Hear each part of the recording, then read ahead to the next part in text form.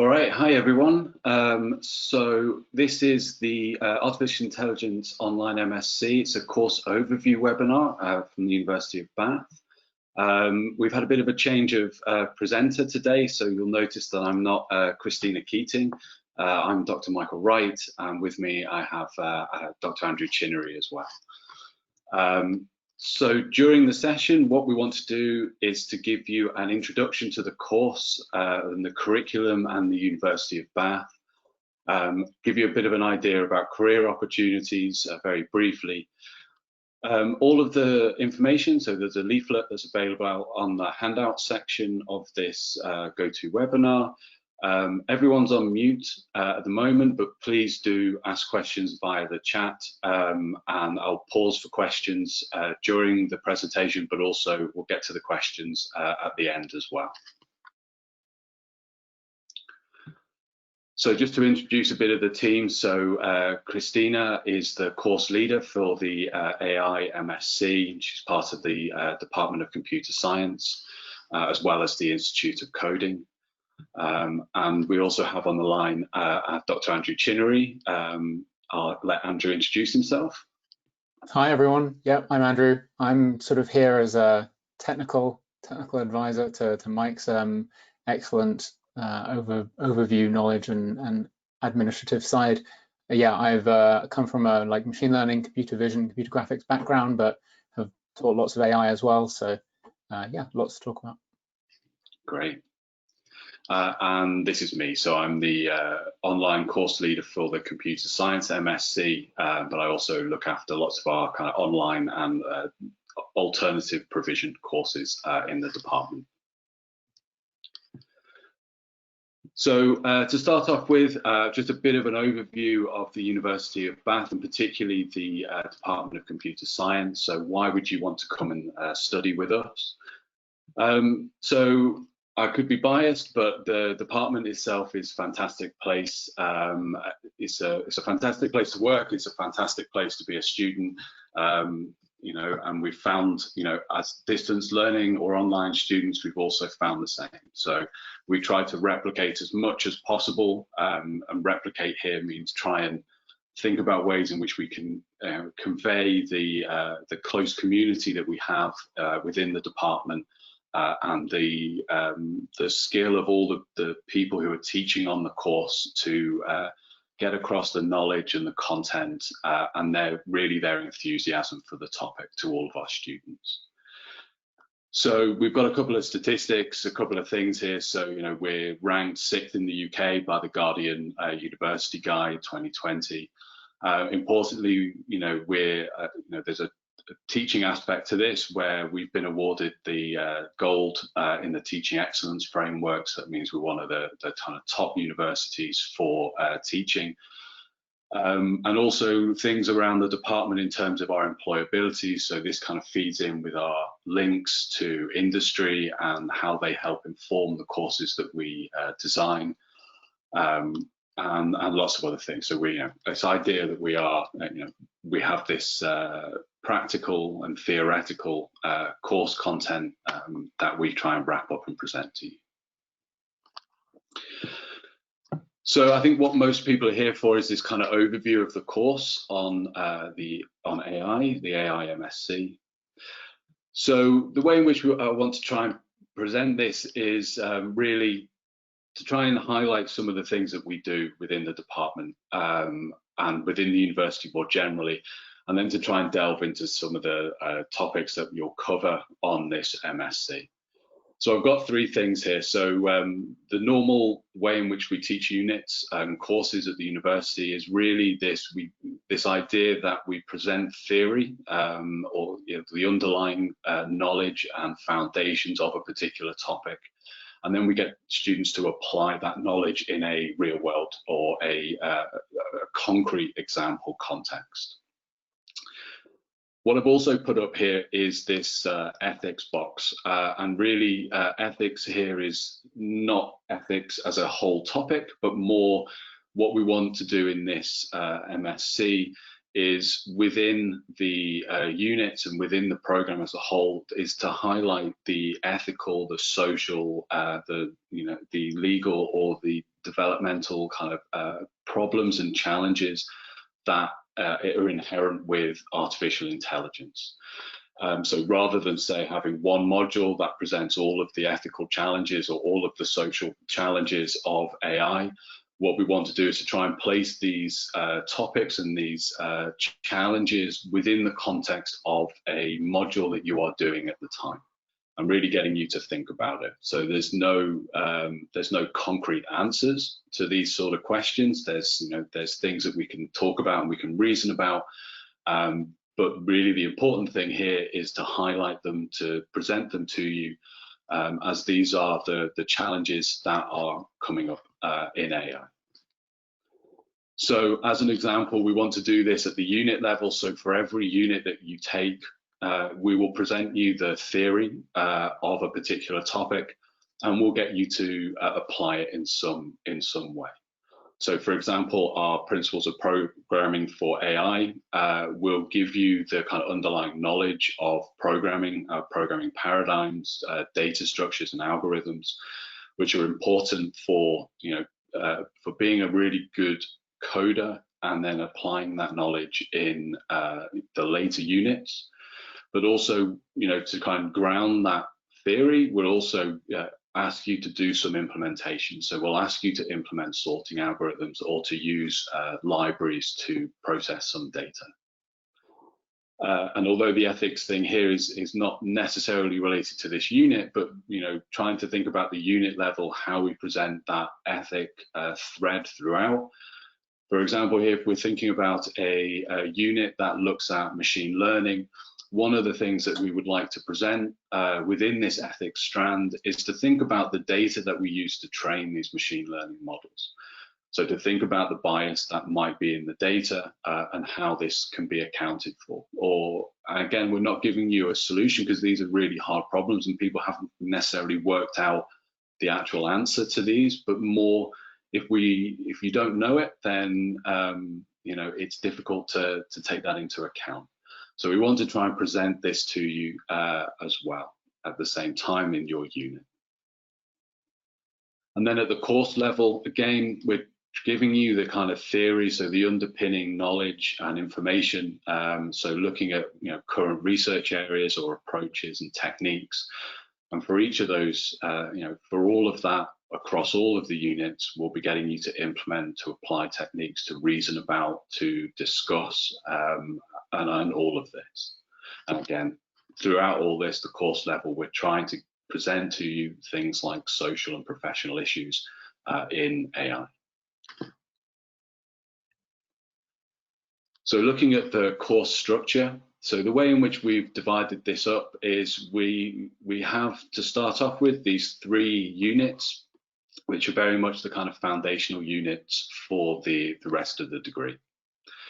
So we start off with looking at programming or principles of programming for AI, looking at mathematics for AI, and then foundations of AI. And if I just delve into those a little bit more.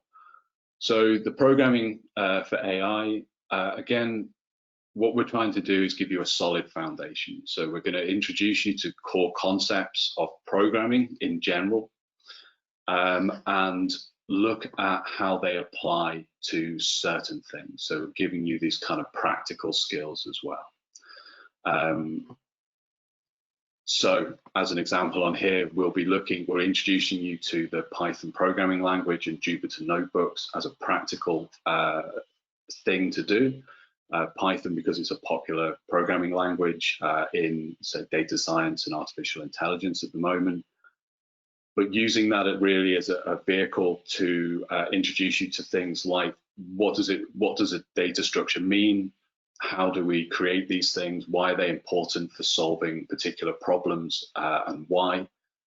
And what that will do is to kind of future-proof your programming ability as the field moves on. So at the moment, Python is a predominant programming language in AI, but in 5 years, 6 years, 10 years time, the technology moves on, and rather than teaching you Python, we'd rather teach you the concepts behind programming, getting you to understand these theories, these core paradigms, so that you can pick this up and your career evolves as the domain evolves.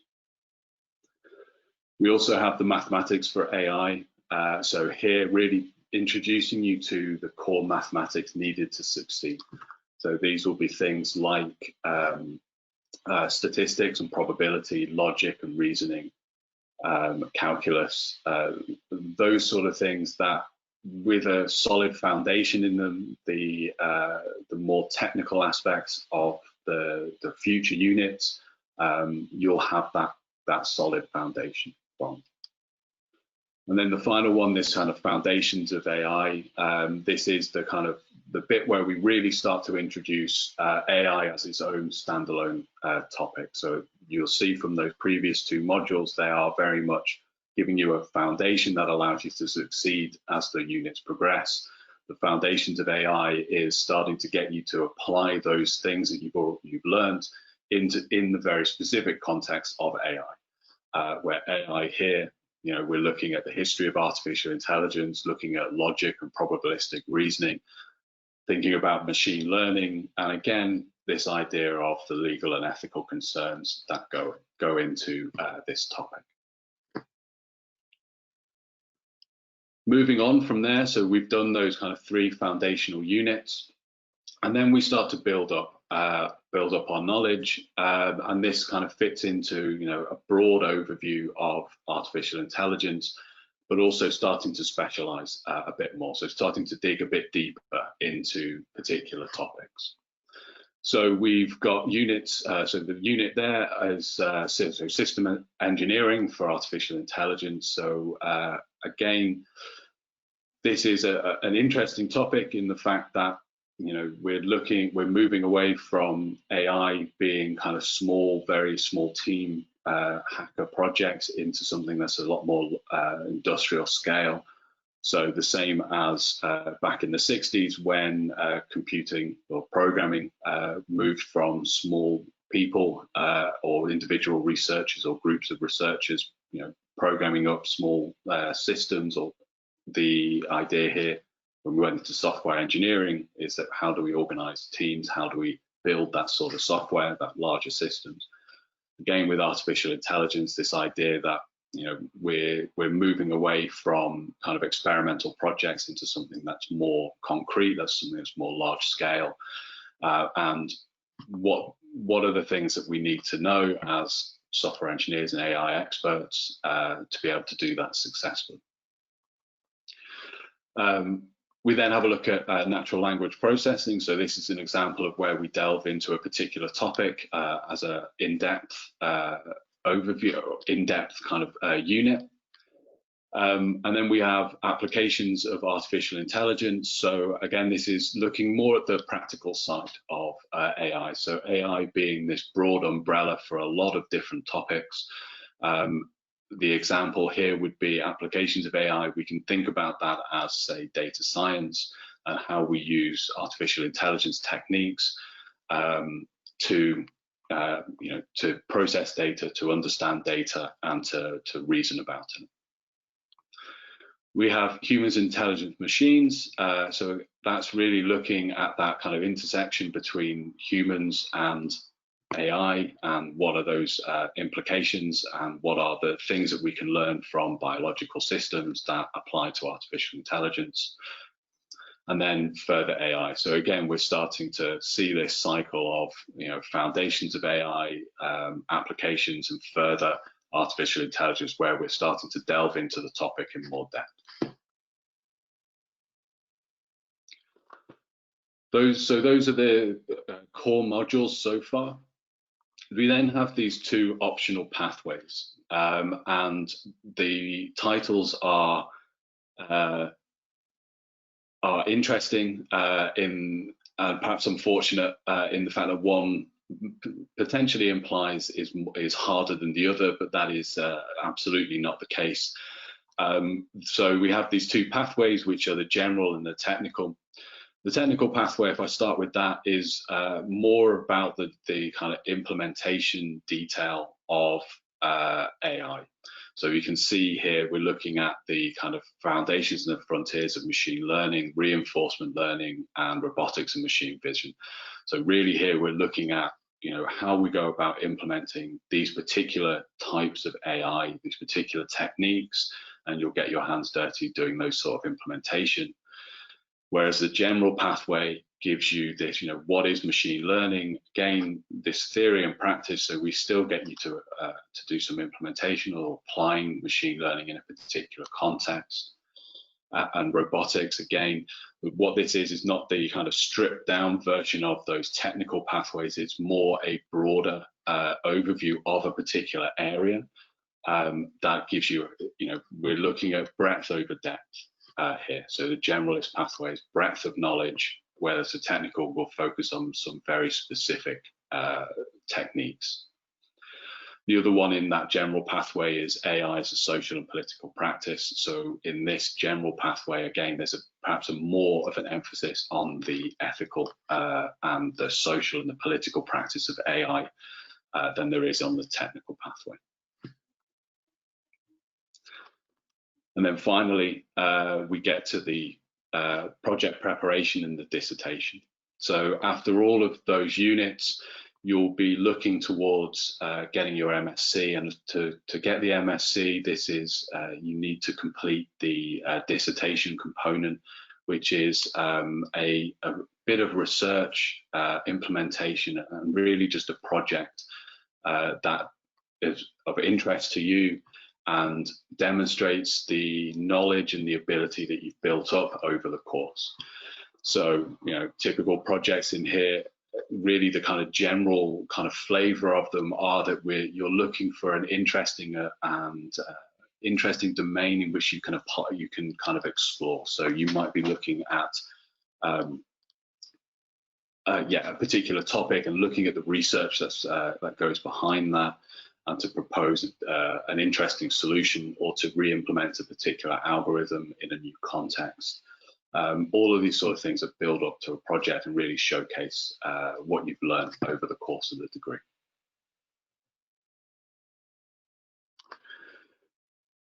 So, so I can pause there for a second and see if there's any questions about the course structure and the course content. Yes. So what is included in the further AI unit? We've had a couple of questions about that unit. Yeah, so the further AI, where are we? So, so here it's really about, so AI is this, it's an umbrella term, or you can think about it as an umbrella term for lots of different topics. So really what we're trying to do here is to introduce you to, in the foundations of AI, the kind of the history and the kind of current thinking. With the further AI, again, we're going to look at the kind of the more cutting edge side of things. So, so the specific content in there, it's still open, because this is one of the places where we'll introduce, the kind of research and the applications that are kind of coming up. Yeah, so I can't tell you exactly what's in it. Apologize for that, but we can certainly get some unit outcome, some unit descriptions out that will give it a little bit more detail. Thank you. And what's the difference between the machine learning unit within the general pathway and previous units? So, so it's breadth over depth. So in the previous units, we'll be introducing it as a technique, and we'll be showing it how it applies in a particular domain, for example. But that'll be, a part of a larger unit.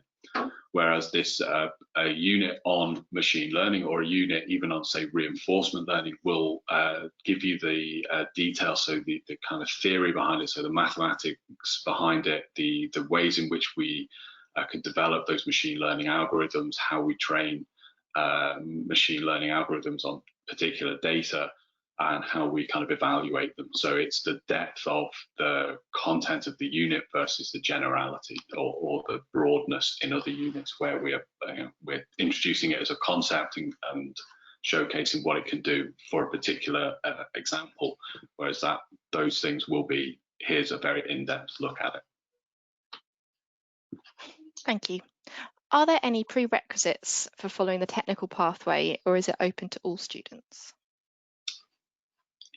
So there's no prerequisites as such. The technical pathway will assume that you are very competent in programming and coding by the time you get to that branch point.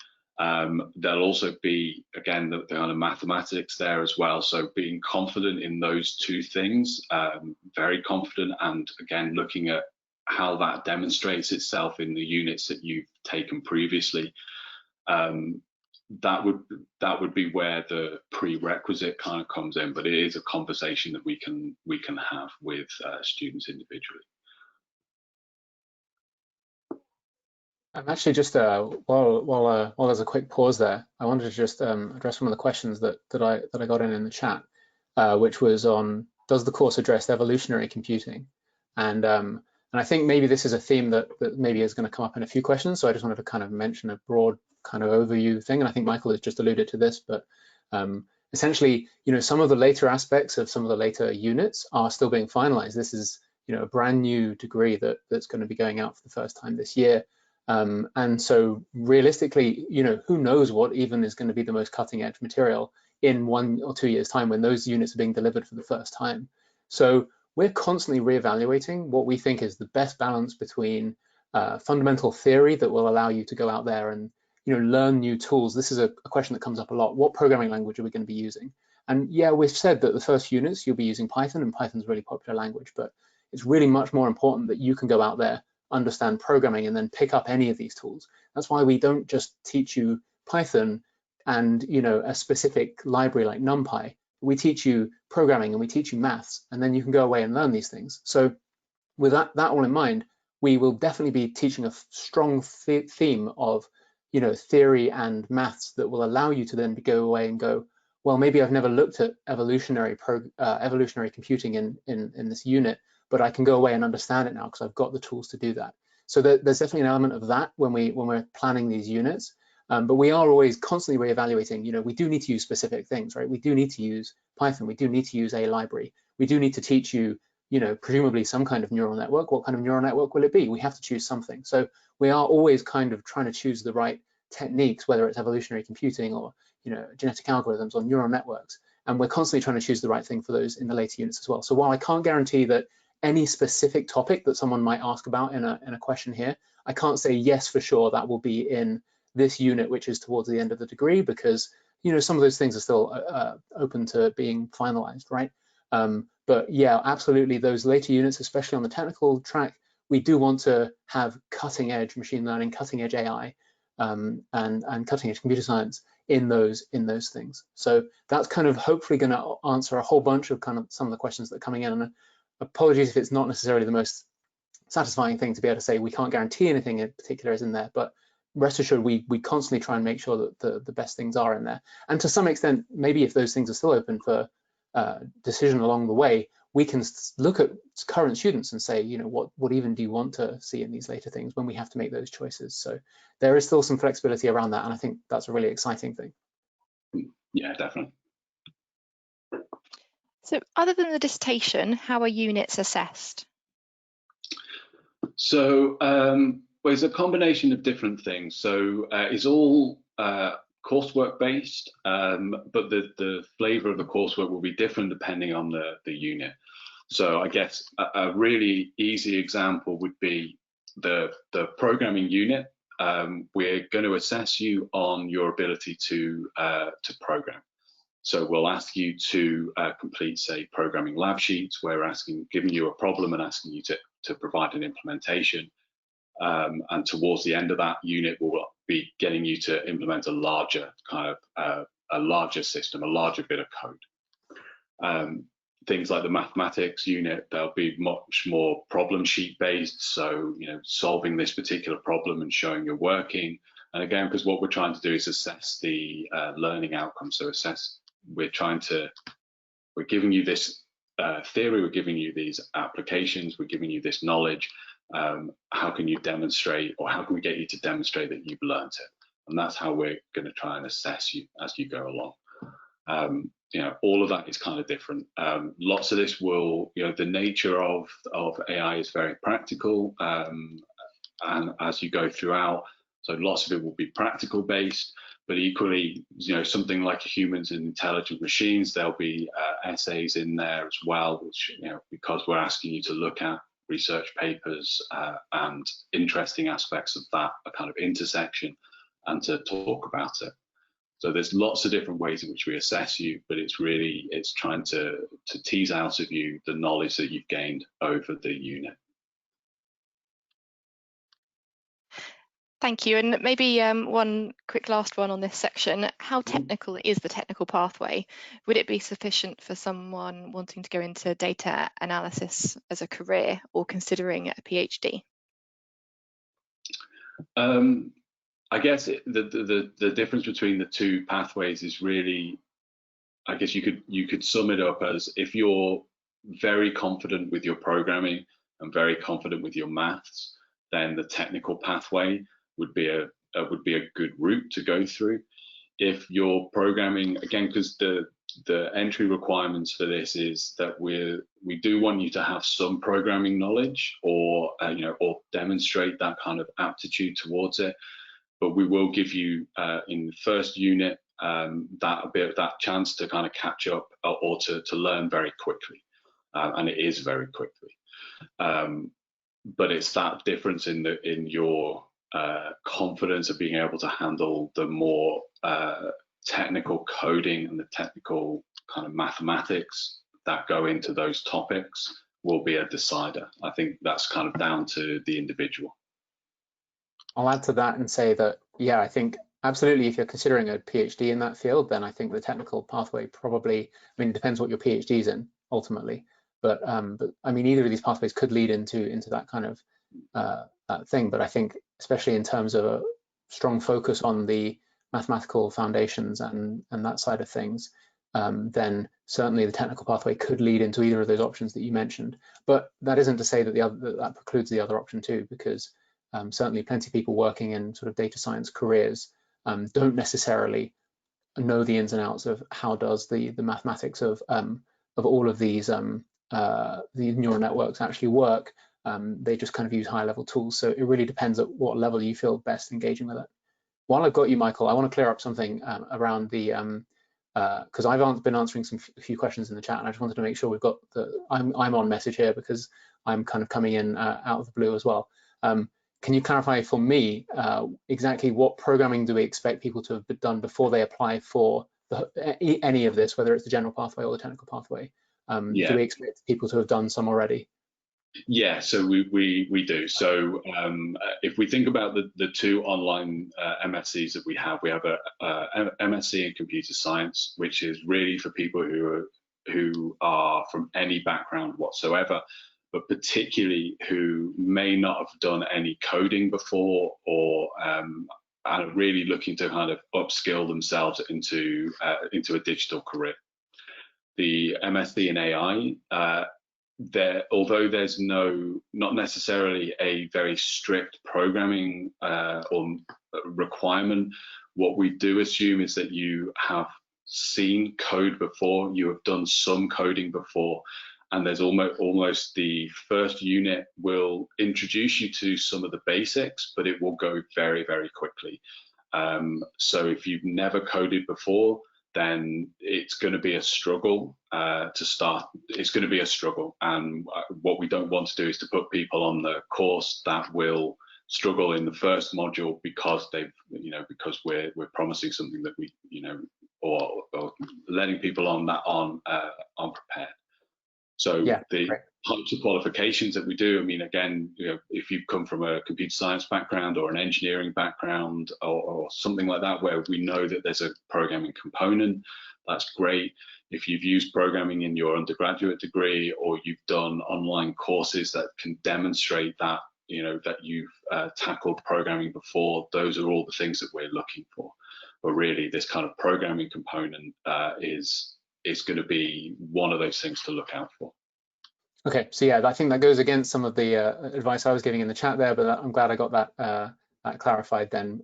Yeah, this is that aspect was new to me as well. But then I think that does make it clear, and I think it's really important to understand, kind of coming into programming, that I know people who learned a bit of C while they were doing maybe a physics degree or something like that, but then they never really understood what was going on, right? Whereas then I also know some people that have never actually seen code, but maybe, for example, they've played certain video games that have a real logic aspect to them, where it's about taking problems and breaking them down into components. And really, like, that mindset of being able to kind of take tasks, break them down, and being able to write small instructions for how to build up to a bigger whole, that's really the programming mindset that we want people to get into. So I think that maybe speaks a bit to how Michael's kind of thinking about, like, we want people to be able to hit the ground running with programming, not necessarily have any specific qualification in programming. Mm-hmm. Yeah.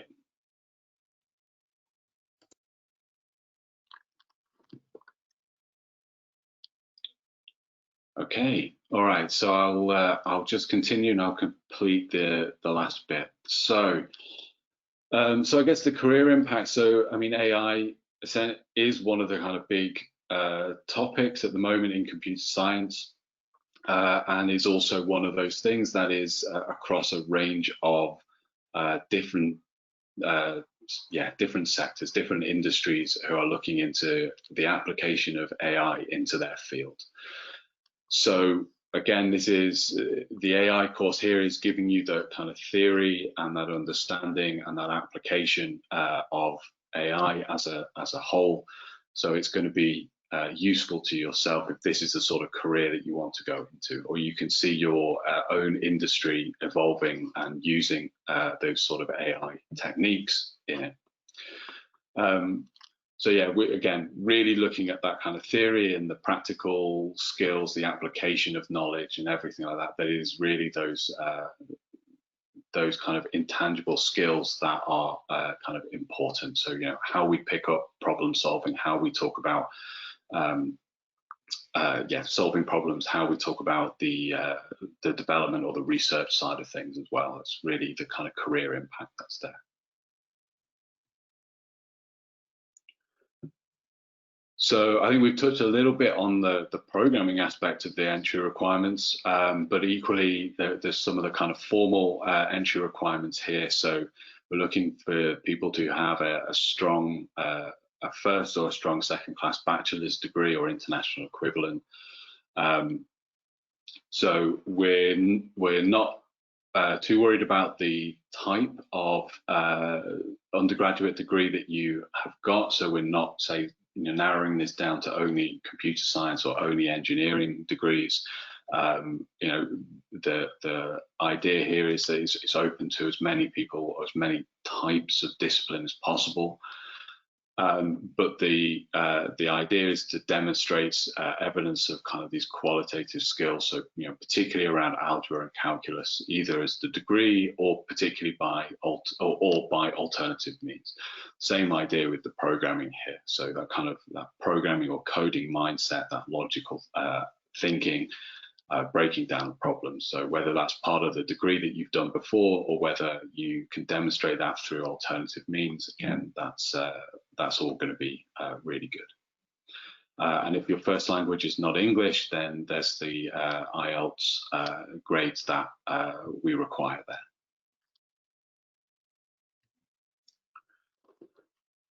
So some of the key facts about the course. So each of the units are 8 weeks long, and the typical kind of study week is between 12 and 15 hours. So really, this depends on the unit. It depends on how quickly you get the concepts and so on. But that's the kind of typical amount of time we expect students to dedicate to their learning. So we've got a number of different input kind of intake times. So whether it's this September or January or in April, all of this is 100% online. So the studying, so all the material is made available to you online. And all the coursework and the assessment is online. Again, the advantage here is just, it's part-time, so it's studying around your work and personal commitments. again, with this kind of caveat that it is this, 10 days, 12 to 15 hours of study a week.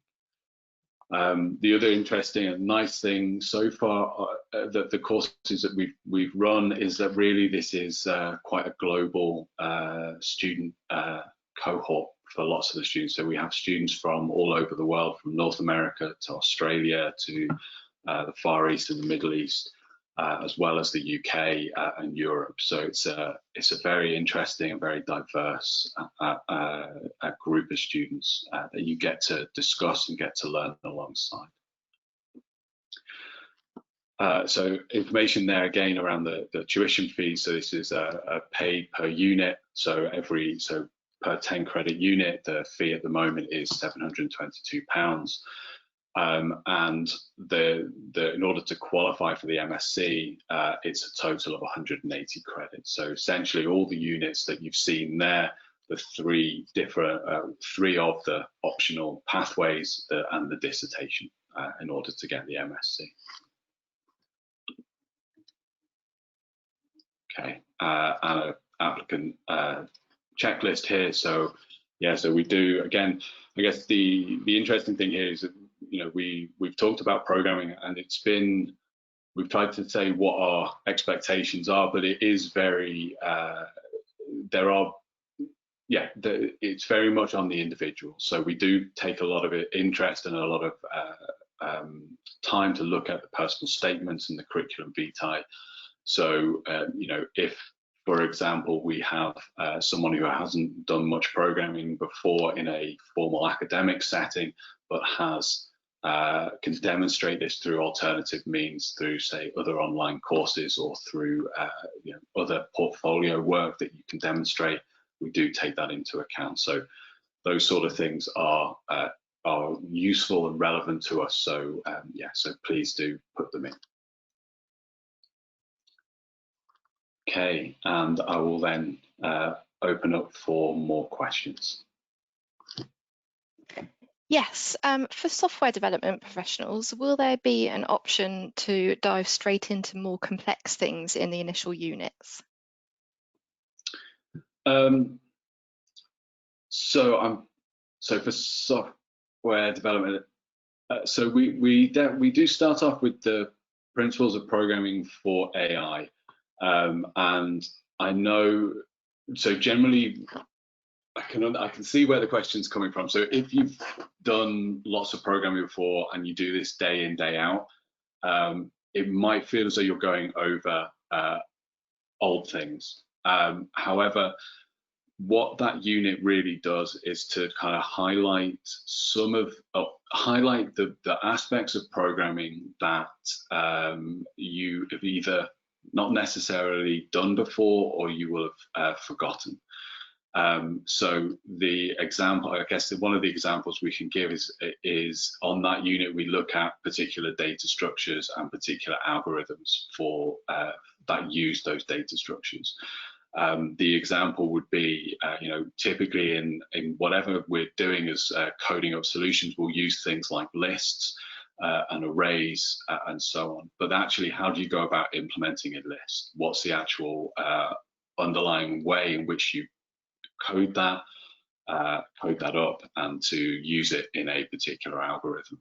So really, it's a foundational module that we're getting everyone up to the same level. So in that sense, it's a compulsory unit, and although it feels as though you might not gain much out of it, actually I think for a lot of people you will. Thank you. We've had a couple of questions of this nature. What would you say is the advantage of this course over other institutions that offer, say, data science? We've had another question similar about machine learning. So I guess the answer to this is more around is the breadth versus depth argument. So the degree that we have here is titled AI because what we're wanting to do in this program is to give you this a overview and the learning that goes along with the whole of the discipline. Whereas if you think about the degrees, I'll talk about the degrees that we have on campus at Bath University. So on campus, we have MScs in data science and machine learning and autonomous systems and others. And what they do is they take a particular topic or a particular focus of AI and then look at that in depth. So that's really the advantage or the disadvantage, depending on what you look at. For me, it's an advantage. So, you know, looking at the breadth of content, the breadth of topics versus a narrow domain. So in terms of your career, if you're very interested in doing, you know, only doing data science or only doing work in machine learning or autonomous systems, for example, then I would recommend come to Bath University campus and do those on-campus full-time modules, you know, as an example.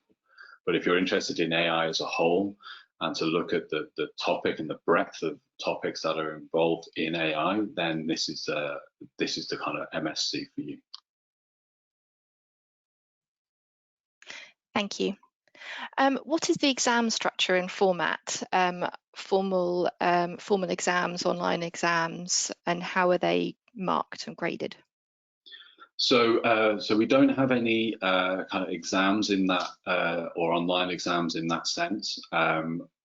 Lots of the assessments, or in fact, most of the assessments are around coursework. So giving you a problem and asking you to solve it in a particular way. So to do a bit of code to solve a problem, or to write an essay about a particular topic. The grading of there is following the kind of the UK standard. So we look at you know, 40% is a pass and a 70% above is a distinction. And from there we'll be, you know, marking based on a set of criteria that kind of, you know, demonstrates that. So a distinction is extremely good. So I guess on there, you know, you've solved the problem extremely well and you've started to demonstrate reading beyond the topic. 40% passes, you've solved the problem just about. Thank you. We've had a couple of questions about the reading lists. So are there textbooks we'll need for the course and can get in advance? And also, how do we access the reading lists? So at the moment, so yeah, there are typically recommended reading for lots of the units. But what they are, they're really recommended. So essentially, if you want to learn even more or to push your knowledge more, then this is a way of doing it. Equally, you know, we present the material in a particular way, and it might be that the recommended reading presents it in a slightly different way that helps your understanding. In terms of the reading lists, so for every unit, wherever there's a reading or recommended reading, it's available online. So through your Bath University account, you get access to those. So they'll be online, so you can access those textbooks online. In terms of getting those in advance, I'm sure we can find some examples that would be very useful for the first couple of units, and we could send those out. Thank you. So we've had a couple of questions around the maths requirements. So what type of mathematics fundamentals do you need before starting the MSc? And I know linear algebra and calculus. How do you go about qualifying that? So I think what we've done is we've tried to just give an easy set of examples. I think what we're really looking for is, again, a little bit like the programming requirement. We want you to be able to demonstrate that the mathematics is not going to be such a challenge that we're not confident that you will be able to get through the module. And the reason why we're concerned about that is that we don't want you to sign up and pay for a module that we're not confident that you're going to pass, and that there's a kind of big dip in your motivation to continue. So we recommend a series of topics, or we kind of give a check of, if you've done A-level maths, if you've had a kind of mathematics modules in your undergraduate degree, or you can show us that your mathematics is, that you're confident with mathematics through other online courses or through other things. That's what we're really concerned about. The module itself will kind of give you the content that allows you to build up your knowledge, about those particular topics. What we're really looking for is just, are you confident that, you're going to be able to keep up with the unit? Are we confident that you'll be able to keep up with the unit? Really, because we don't want you to come onto a module that we're setting you up to fail. We want you to succeed. So that's the thing. So a bit like the programming. I've had a few questions about the dissertation. How do we pick a topic for the project, and also presumably there are different sections within the departments, and how does a student pick? And one person is working in finance and investment and asks if there'll be crossover with other departments, and also within like relevant, like work related, can you make it work related?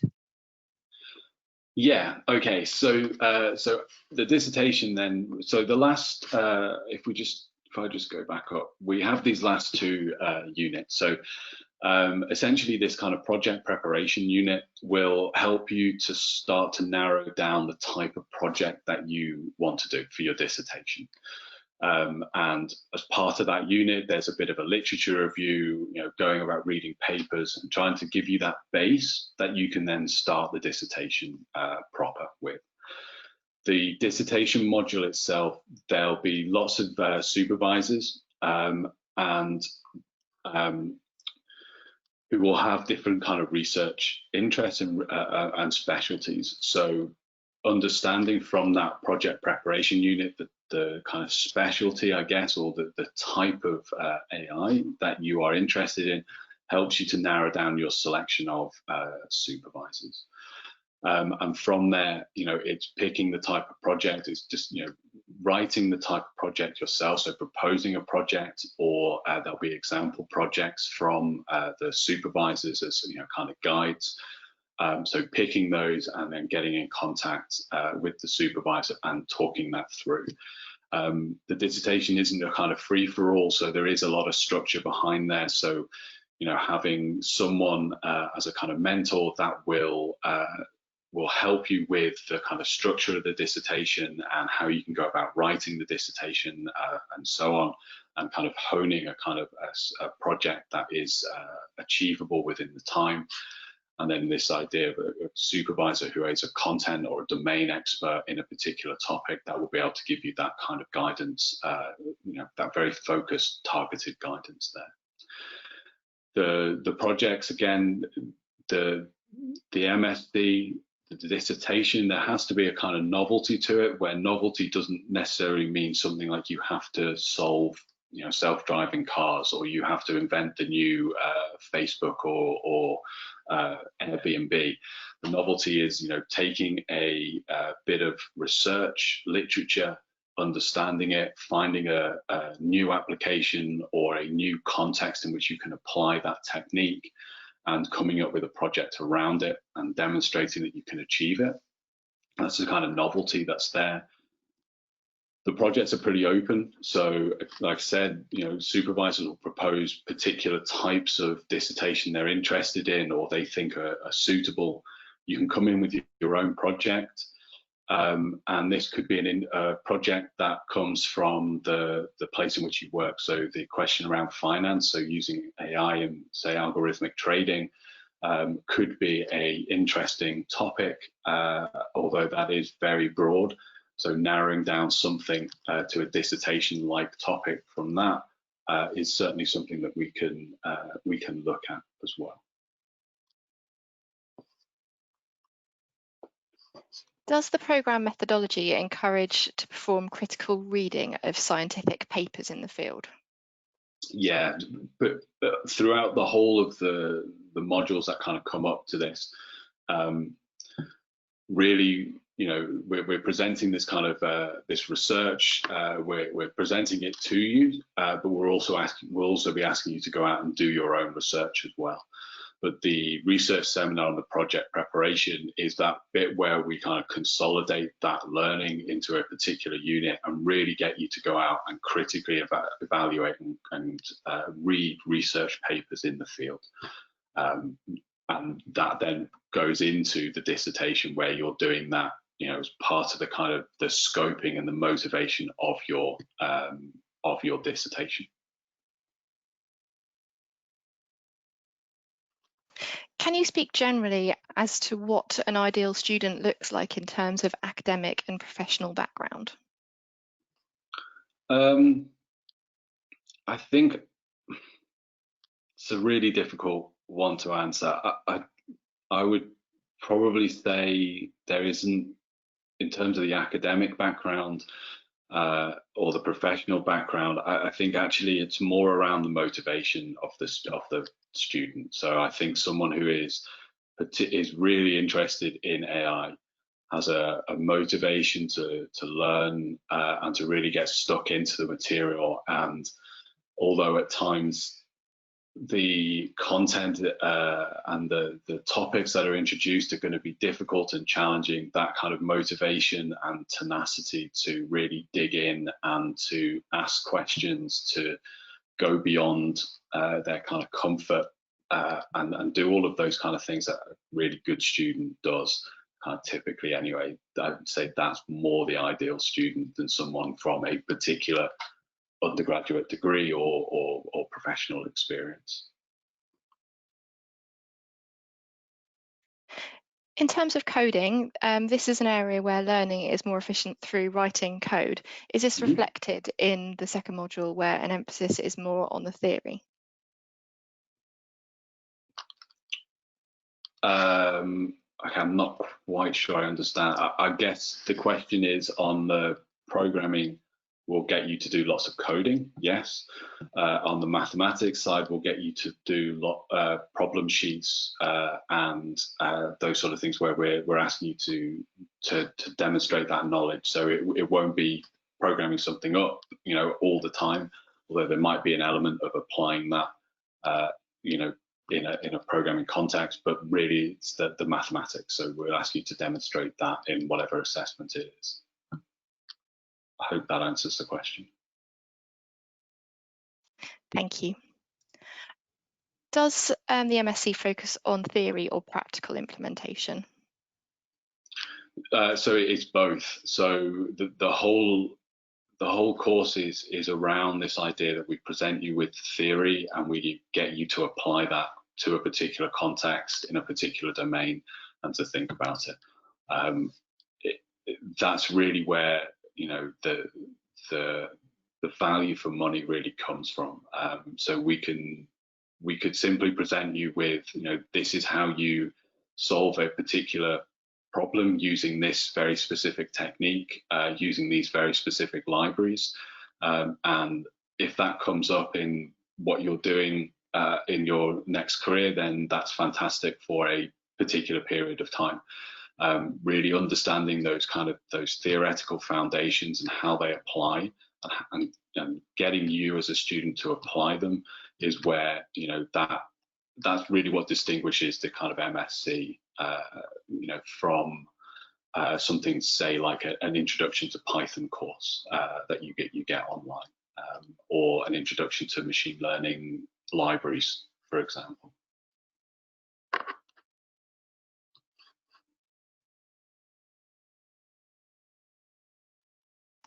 Do you think the degree provides a good grounding for a PhD? Yes, I think that's the simple answer. I think, again, it's a very tricky question. So, so a PhD, from my perspective, is very much about the person's motivation and their interest and what they want to do, where they see themselves. The course itself will give you that kind of overview and, you know, that grounding in artificial intelligence. So if you want to pursue a PhD, then again, it depends on the topic, but it will prepare you for, further study. So, this is not an undergraduate degree, which is preparing you for, in academic terms, preparing you for a master's degree, which is preparing you for a PhD. It's that next step in that academic career.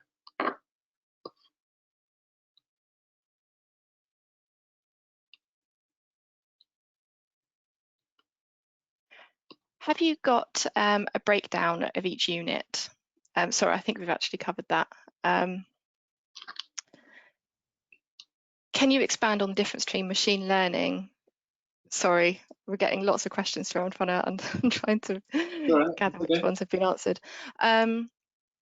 Is there any module which covers how consciousness relates to things such as neural networks and AI?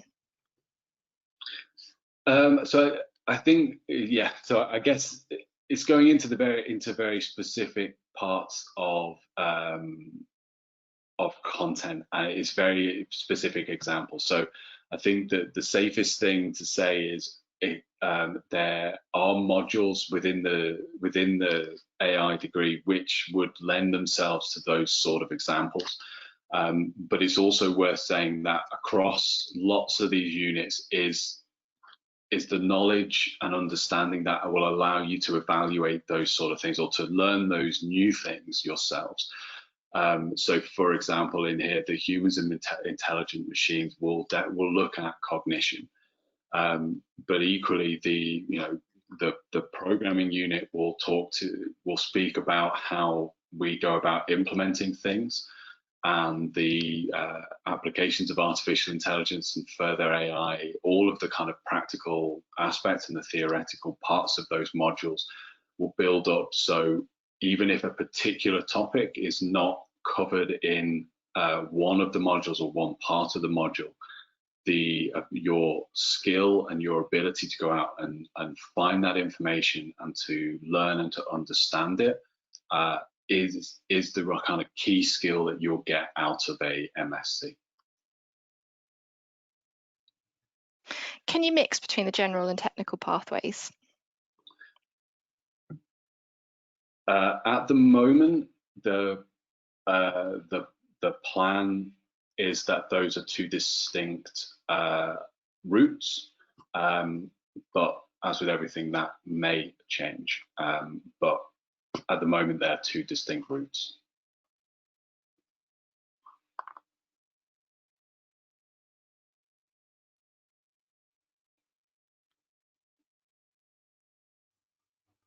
What are the assessment methods? So it really depends on the unit itself. So the assessments is, I guess, actually thinking about how the unit's presented. I think hopefully this gives an idea of what we're trying to do, how we're trying to assess. So for each of the units, it's 8 weeks long. We present material to you about the particular topic, and throughout there'll be things like discussions, there'll be things like quizzes or exercises to do that help to reinforce the material that has been presented. So the kind of quizzes and the exercises are often very personal things. So you as an individual will look at how you implement a particular technique X. Discussions and other kind of online fora will allow you to discuss with your peers and with the tutors more broadly about the challenges you faced or answering particular questions. And those are where we think the kind of key bits of learning happen. So, obviously just presenting the content, but also that discussion and that reflective practice that goes on. In order for us to then assess the learning that you've done on each of the units, we then have some coursework that's assigned, and it will differ depending on the type of unit. So in a programming unit, we'll get you to do lots of coding. In another unit that, say, looks at the really cutting edge part of AI research, perhaps more along the lines of reading a paper, doing some analysis of it, and potentially re-implementing the algorithm that's described. So in that sense, you've got these two different ways in which we're assessing you. So we're assessing this idea of, can you critically evaluate a paper? Can you reason about it? Can you understand it? And the other side of it, can you understand it well enough that you could go away and re-implement a particular technique? And that's a kind of either, very two ends of a spectrum there. And somewhere in between is how we go about assessing individual, in each individual unit. And I think we've got time for one last question. What type of support do students get, and how will they be contacted by faculty? Yeah, so it's actually a really good question. So, so the way in which the unit presents itself, or the course presents itself, is you have a virtual learning environment. All of the learning material is there. And it's there for you to consume over the week and over the course of the 8 weeks. We typically have discussion forums and general Q&A forums as well, where in order to kind of to promote those discussions and to ask questions and to get them answered, that's where that interaction takes place. So you'll have exercises to go through, you'll get feedback from automated testing, or posting snippets of code to your peers that you'll look at other students' code and critique it, or to give some advice or some feedback. So very much along the lines of, you've got this material, you've got your peers that you learn alongside, and that's where that interaction, that building of a student identity and student community builds up. But also you've got the online tutors and the lecturing staff and everyone here who will be asking some questions of you, will be promoting this online discussion. You can ask questions of them on the online Q&As, the Q&A forums, and get responses that way. How much interaction there is very much down to the students that are there. So what we encourage all of our students to do is to post questions, to ask questions, to really kind of actively engage, and we actively engage back as well. So it's not to say if you don't ask a question, we don't do anything. We do, it's just that the interaction and the feedback you get and the conversations that actually happen are a lot more meaningful to you as a student. And I think that's all we've got time for today. I'm really sorry to everyone that we haven't been able to answer questions, but we will get back to you after the session. And to help us out, if people could please help answer these questions, making sure we'll get back to you, and making sure we cover the right topics for future webinars.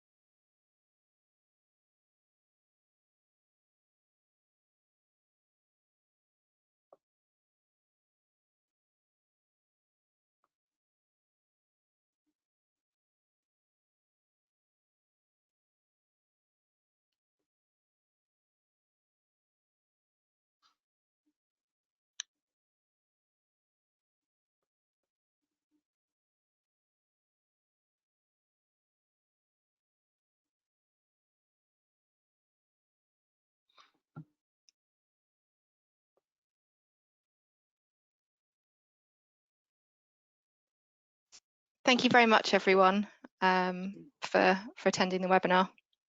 Cool, thanks very much.